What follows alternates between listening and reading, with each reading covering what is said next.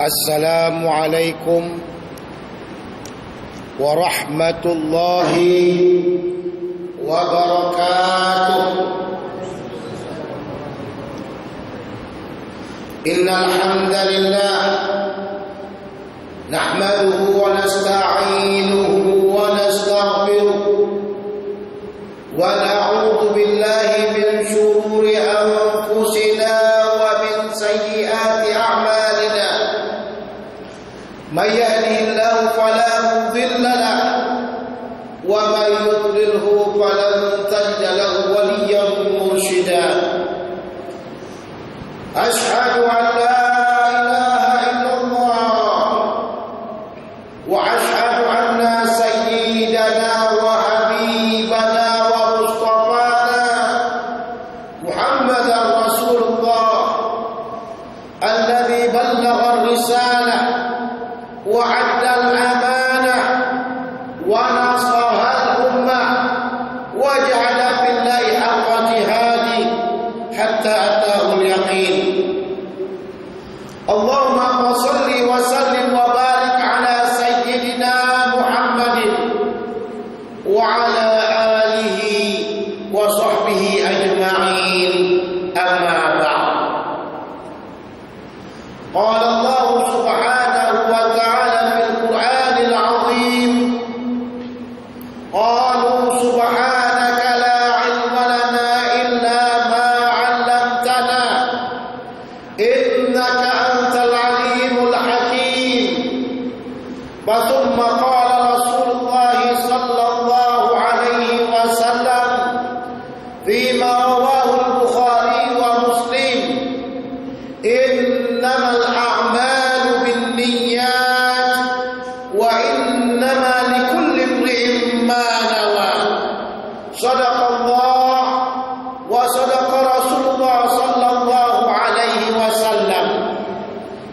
Puja-puji syukur kita kepada Allah Subhanahu wa taala yang telah memberikan kepada kita kesempatan untuk melaksanakan salat berjemaah maghrib bersama, disertai dengan pengajian setelah maghribnya, karena ini merupakan bahagian nikmat terbesar dari Allah Subhanahu wa taala. Betapa banyak orang yang sehat, betapa banyak orang yang kuat, tapi mereka tidak mampu untuk hadir ke tempat ini. Betapa banyak orang yang memiliki waktu, betapa banyak orang-orang yang memiliki peluang, tapi mereka tidak punya peluang untuk mendengarkan pengajian agama yang akan memberikan pengertian kepada mereka sehingga mereka dekat dengan Allah Subhanahu wa taala. Tuan-tuan sekaliannya, kita masa bersyukur kerana Allah telah memberikan kepada kita kesempatan itu untuk hadir pada malam yang berbahagia ini. Salawat dan salam kepada junjungan alam Nabi besar Muhammad sallallahu alaihi wasallam yang telah mengarahkan pandangan umat daripada menyembah makhluk kepada menyembah Tuhannya makhluk, daripada menyembah berhala kepada menyembah Allah Subhanahu wa taala, yang mana kekuatan iman yang telah membuat Rasulullah sallallahu alaihi wasallam mengajak umatnya untuk berpegang teguh kepada Al-Quran dan sunnah Nabi sallallahu alaihi wasallam. Tuan-tuan dan puan-puan yang saya hormati, Rasulullah sallallahu alaihi wasallam dalam sebuah hadis yang telah diriwayatkan oleh Bukhari daripada Abu Hurairah mengatakan, sab'atun yudhilluhumullahu yawma la dhilla illa dhilluh. 7 orang yang Allah berikan naungan kepada mereka dengan naungannya, yang tidak ada naungan kecuali naungan Allah Subhanahu wa taala. 7 orang ini merupakan orang-orang yang Allah naungi dengan arasnya. Ketika waktu terjadinya hari kiamat, manusia dihidupkan kembali oleh Allah Subhanahu wa taala, maka yang namanya manusia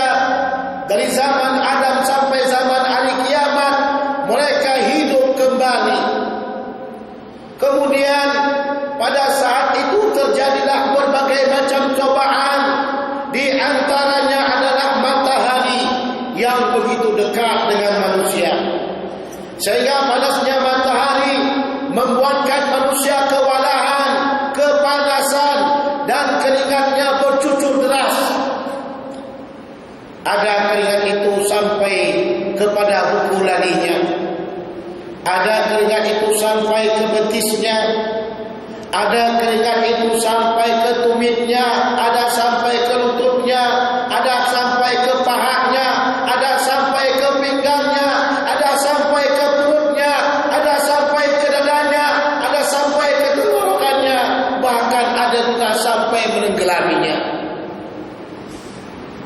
Begitu dahsyatnya hari kiamat. Tidak ada pertolongan. Di mana ayah kita, di mana pemimpin kita, di mana pembantu kita, tidak akan ada satu orang pun yang mampu membantu kita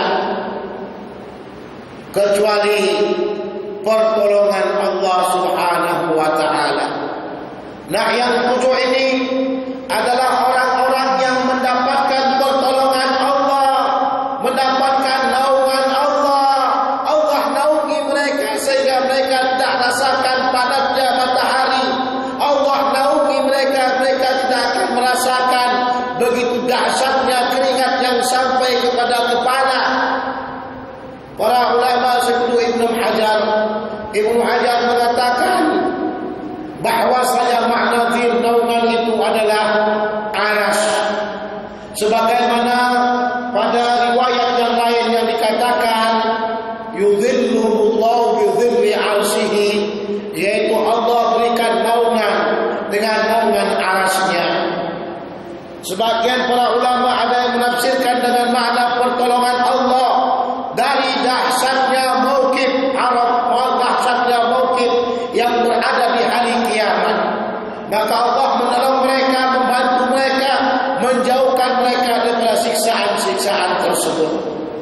Siapakah tujuh orang yang Allah Subhanahu wa taala naungi dengan naungannya? Yang pertama, al-imamul adil, imam yang adil. Keterangan Ibnu Hajar dalam kitab Fathul Barinya mengatakan imam adil merupakan pemimpin besar dalam satu buah negara yang mencakup dari berbagai macam kekuatan. Maka imam adil merupakan imamul azam yang menguasai dan memerintah satu negeri. Ada pula para ulama mengatakan imam yaitu maknanya setiap pemimpin walaupun pemimpin paling kecilnya. Sebagaimana hadis Nabi Muhammad sallallahu alaihi wasallam, kullukum ra'in wa kullukum mas'ul an ra'iyatihi. Setiap kamu pemimpin dan setiap kamu akan dipertanyakan bagaimana dia memimpin orang yang dipimpinnya. Tuan-tuan dan puan-puan sekaliannya, al-imam di sini maknanya kalau kita serahkan umum adalah orang yang memimpin. Orang-orang yang memimpin. Kenapa didahulukan Imam Bukhari yang pertama kali dengan imam? Karena kalau sekiranya imam itu adil, imam itu bagus, imam itu memang benar-benar paham dengan rakyatnya, maka kebaikannya, kemaslahatannya akan lebih umum dan sampai kepada para masyarakat sekaliannya. Apabila imam adil, apabila imam soleh, maka rakyat pun akan adil dan soleh. Tapi kalau sekiranya imamnya tidak adil, tidak soleh, maka rakyatnya adalah baleh. Sebagian para sufi mengatakan bahwasanya imam, pemimpin adalah gambaran daripada masyarakat yang dipimpin. Maknanya kalau sekiranya yang dipimpin baik, kalau sekiranya yang dipimpin itu adil, soleh, maka mereka akan memilih pemimpin yang soleh dan adil pula. Sebab itulah istilah yang mengatakan pemimpin itu adalah cermin daripada yang dipimpin adalah benar. Kerana orang mukmin, orang soleh yang memang banyak mereka solehnya tidak akan pernah memilih pemimpin-pemimpin yang zalim. Tuan-tuan sekaliannya, makna al-adil sebagaimana yang dikatakan oleh Ibnu Hajar Asqalani dan Al-Badr Al-Aini dalam kitabnya mengatakan bahwasanya adil adalah meletakkan sesuatu pada tempatnya dan melaksanakan syariat Allah yang telah Allah turunkan kepada Nabi Muhammad sallallahu alaihi wasallam. Dengan makna setiap pemimpin apabila tidak meletakkan sesuatu pada tempatnya, maka mereka dianggap orang-orang yang zalim, dan orang-orang yang zalim Subhanahu wa ta'ala. Dari sini kita mengetahui umat memerlukan pemimpin yang adil. Rakyat memerlukan pemimpin yang adil. Sebagaimana Umar bin Abdul Aziz, yang mana Umar bin Abdul Aziz hanya 3 tahun menjadi khalifah. 3 tahun menjadi khalifah. Dalam masa 3 tahun tersebut tidak ada yang kelaparan. Dalam masa 3 tahun tersebut tidak ada kes pencurian. Kenapa tidak ada pencurian? Karena semuanya kenyang. Kadang-kadang kita katakan pencurian itu datangnya daripada kelaparan. Dan kenapa tidak ada lagi kes pencurian dan sebagainya? Karena tidak ada orang-orang yang berani mencuri, karena hukum Allah dilaksanakan. Umar bin Abdul Aziz merupakan sosok pemimpin yang sangat adil, sebagai gambaran kepada setiap pemimpin di dunia ini agar mencontohinya, agar mengikuti jejak langkahnya, agar mengambil pelajaran-pelajaran daripada Umar bin Abdul Aziz yang telah menjadi khalifah dengan begitu adilnya. Tuan-tuan dan puan-puan sekaliannya, kita mengetahui bahkan datuknya Umar bin Khattab merupakan pemimpin yang adil, yang apabila beliau menjadi pemimpin maka kemiskinan pun datang kepada keluarganya Umar radhiyallahu taala. Kita tahu Umar merupakan orang yang bekerja, berniaga, tapi manakala beliau telah memimpin umat Islam, diserahkan perkara kepada beliau, maka beliau merasa susah. Kenapa? Karena takut memakan makanan daripada uangnya rakyat. Tapi apa yang kita lihat di belahan dunia ini, betapa banyaknya pemimpin dengan suka hati memakan uangnya rakyat. Tuan-tuan sekaliannya, juga kita lihat bagaimana Umar bin Khattab radhiyallahu taala anhu berangkat ke pasar berjualan, padahal beliau merupakan khalifatullah. Sebagian sahabat ada yang mengatakan, ya Umar, ya khalifatullah, kamu merupakan pemimpin Islam. Kalau kamu sibuk dengan pasar, maka kamu akan lupa dengan urusan umatmu, urusan rakyatmu.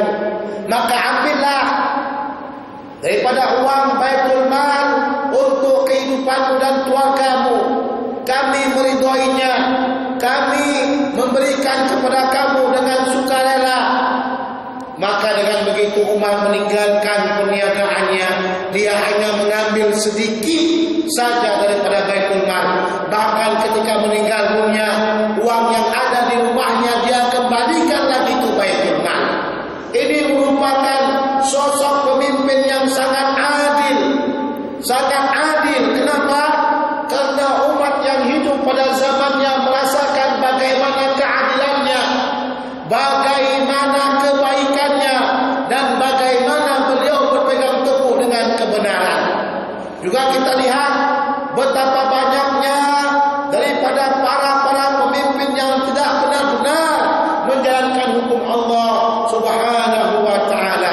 Sebab itu bersama-sama kita mendoa kepada Allah agar kita diberikan pemimpin-pemimpin yang adil, yang berpegang teguh dengan ajaran Allah Subhanahu wa taala. Karena adanya pemimpin yang adil akan membuatkan kita sejahtera, dan kita akan menjadi umat yang benar-benar takut kepada Allah Subhanahu wa taala. Tuan-tuan sekaliannya, yang kedua adalah syabun nas'a fi ibadati rabbih, pemuda yang dianya hidup dan bertumbuh besar beribadah kepada Allah Subhanahu wa taala. Imam Al-Badr ini mengatakan, kenapa mesti pemuda? Karena katanya pada masa pemuda lah masa yang paling cerah dan indah.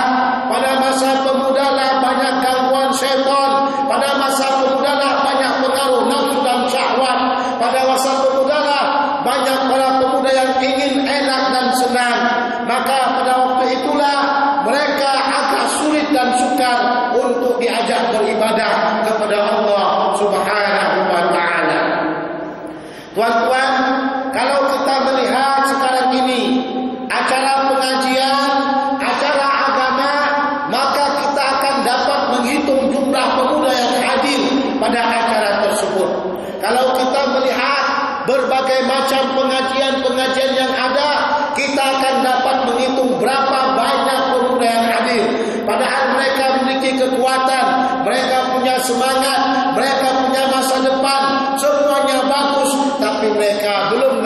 dibuka oleh Allah Subhanahu wa taala hati mereka untuk beribadah kepada Allah Subhanahu wa taala. Maka jangan heran yang beribadah kepada Allah itu kebanyakan orang tua. Yang mendekatkan diri kepada Allah kebanyakan orang tua. Yang salat tahajud itu adalah orang tua. Yang banyak berzikir itu adalah orang tua. Tapi sangat sedikit pemuda-pemuda yang berzikir kepada Allah Subhanahu wa taala. Dan ini merupakan hal yang sangat penting sekali bagi kita agar kita dapat mencetak pemuda-pemuda yang takut Allah Subhanahu wa taala, agar kita dapat membina pemuda-pemuda yang benar-benar takut kepada Allah Subhanahu wa taala, dan agar kita dapat mendidik pemuda-pemuda yang melaksanakan segala perintah Allah Subhanahu wa taala, menciptakan mereka seperti Tariq bin Ziyad, menjadikan mereka seperti Imam Ali yang tangguh dalam perjuangan fisabilillah, membuat mereka menjadi seperti Abdullah bin Umar yang begitu warak dan beribadah kepada Allah, membuat seperti Abdullah bin Abbas radhiyallahu anhuma yang begitu getol dan rajinnya untuk menuntut ilmu, membuat seperti Abdullah bin Amr bin As yang begitu hebatnya dalam berbagai macam ibadah dan keilmuan.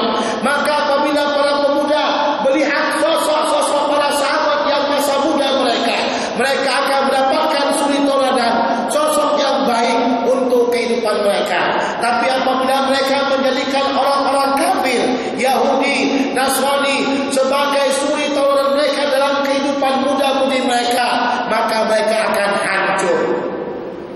Coba kita lihat berapa banyak pemuda-pemuda yang hancur dan tenggelam dalam minuman-minuman keras, dadah, narkotika dan sebagainya.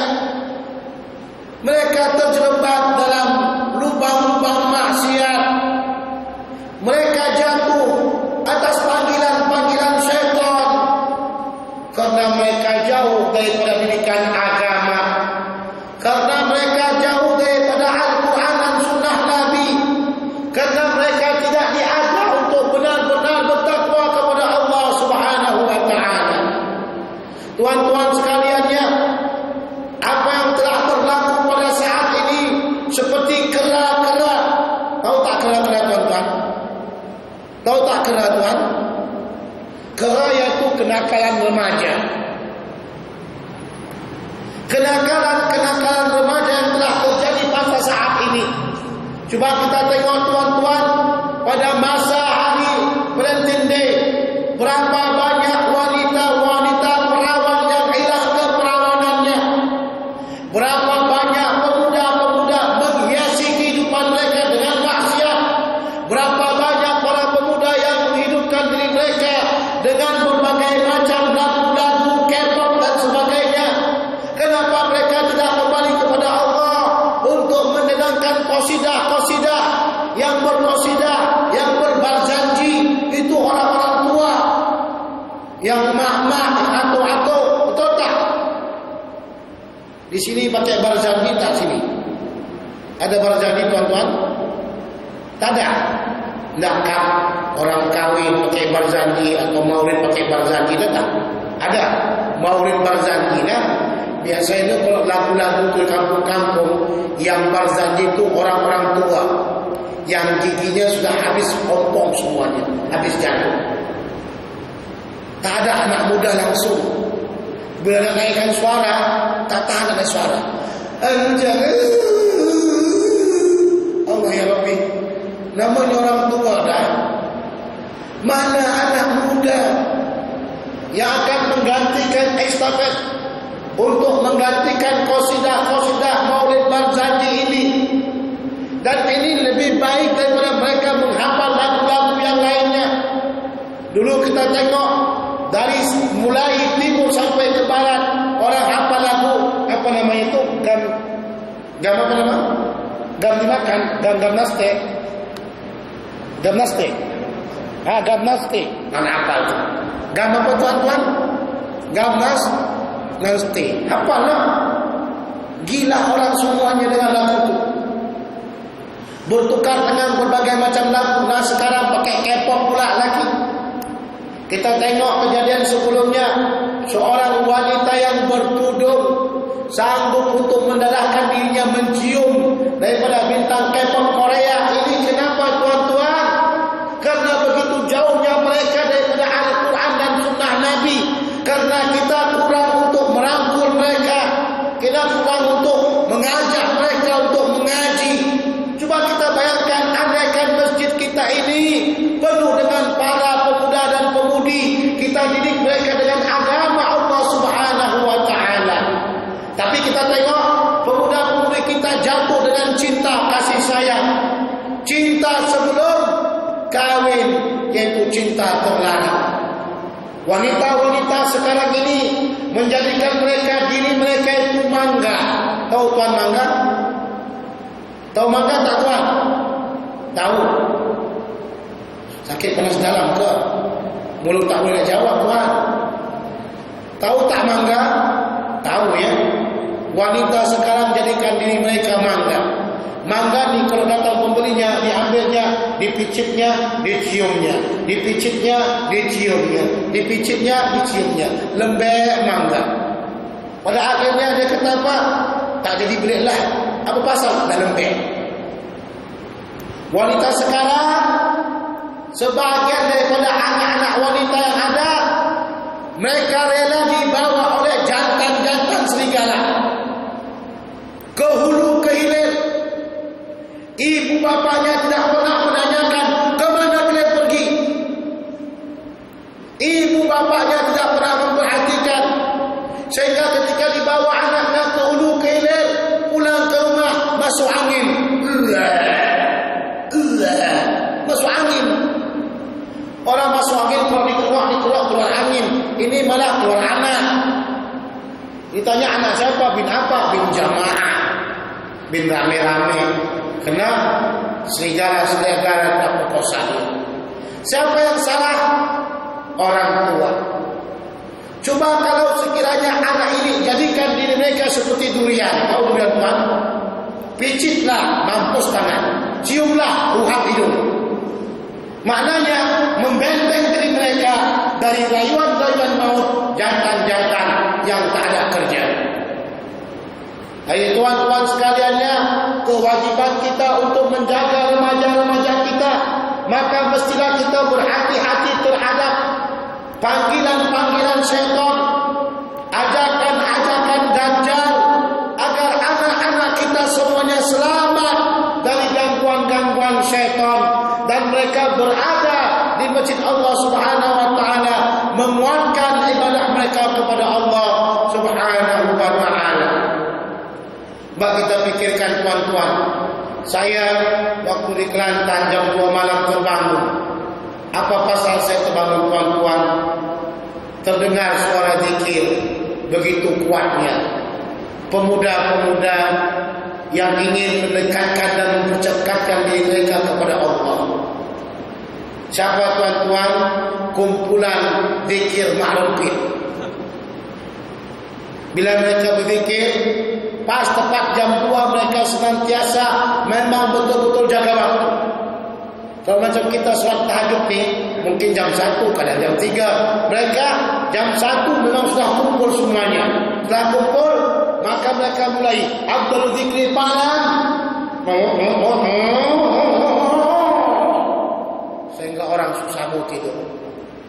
Saya di Johor juga saya dengarkan subhanallah, kelompok-kelompok yang taqarrub mendekatkan diri ke Allah, ingin mempercepatkan sampai kepada Allah. Kelompok-kelompok maklumin yang memang betul-betul ikhlas untuk mendekatkan diri mereka ke Allah. Jam 1 malam mulai. Demikian juga di KL, Jalan Buta. Mereka sudah mempersiapkan diri mereka berzikir, mendekatkan diri mereka, mempercepat diri mereka agar sampai ke Allah. Maka mereka berzikir malam qiyamul lail. Mati di jalan yang lurus dan akhirnya mereka memang sampai dekat ke Allah Subhanahu wa Ta'ala. Kenapa para pemuda gila dengan rempit? Kenapa malam mereka tidak beribadah kepada Allah, menyeru Allah, berdoa kepada Allah? tapi mereka menggunakannya dengan melepak, merempit dan sebagainya. Mana orang-orang tua mereka? Mana orang-orang tua mereka yang melarang mereka agar mereka semuanya tidur? Kesalahan siapakah ini? Kesalahan kita semuanya. Tanpa menyalahi satu individu, kita kata semua kita salah. Semua kita salah. Tuan-tuan sekaliannya, zaman sekarang ini adalah zaman yang sangat membahayakan bagi para pemuda. Tontonan-tontonan porno, gambar-gambar porno menyebar di berbagai macam, bahkan di televisi, bahkan berada di internet, di handset anak-anak kita, berbagai macam tontonan yang akan merusak akhlak mereka. Kalau tidak dibendung dengan keimanan, kalau tidak dibendung dengan ketakwaan, kalau tidak ditahan dengan amalan ibadah kepada Allah, maka anak-anak kita akan hanyut kepada berbagai macam kesesatan. Maka tugas kita merangkul mereka, mendidik mereka untuk lebih tegar beribadah kepada Allah Subhanahu wa taala. Tuan-tuan sekaliannya, yang ketiganya, wa rajulun qalbuhu muta'allaqun bil masajid. Seorang laki-laki yang hatinya itu terpaut dengan masjid, hidupnya penuh disinari dengan masjid, maka kehidupannya dari rumah ke masjid, dari masjid ke rumah. Ada sebagian orang kalau duduk di masjid rasa panas. Tak maaf punggung ini tak tahan duduk lama-lama di masjid. Padahal di masjidnya ada aircon, masya Allah aircon enak. Nah, ada kipas angin, tambah lagi dia tempatnya empuk, betul tak? Tapi bila kita duduk, kita tak mampu untuk berlama-lama. Bahkan kita mampu untuk duduk lama-lama di mana? Di kedai kopi. Nah, kalau dah duduk kedai kopi, semua benda kita bahas. Kalau cerita politik, dia dah macam pakar politiknya, tak dapat disaingi lagi dah. Kalau cerita tentang ekonomi, macam dia lah ekonomnya, tak dapat disaingi. Jangankan dah seri, jangankan dah menang, seri pun payah. Ya, kalau cerita tentang masalah berbagai macam agama, cerita masalah agama ni, kalah ustaz-ustaz dia lama duduk di kedai-kedai kopi. Tapi kenapa kita tak mampu untuk duduk di masjid-masjid Allah, yang kalau kita duduk di sini kemudian kita berniat untuk i'tikaf, maka kita akan mendapatkan pahala i'tikaf dari Allah Subhanahu wa taala. Tuan-tuan sekaliannya, ini masjid merupakan tempat ibadah dan tempat pertemuan umat Islam. Di sinilah Rasulullah SAW memulai dakwahnya. Bahkan ketika Nabi sampai ke Madinatul Munawwarah, yang pertama sekali Rasulullah buat adalah masjid Nabi. Nabi tak ingin buat rumah untuk dia, Nabi tak ingin buat ruangan tamu untuk tamu-tamunya, tapi maka Rasulullah mempertamakan masjid, memulai masjid, dibangunnya masjid, karena masjid ini adalah markas dakwah kita. Dari sinilah kita mulai, dari sinilah kita berbenah diri, dari sinilah kita mulai untuk mendekatkan diri ke Allah Subhanahu wa taala. Sebab itu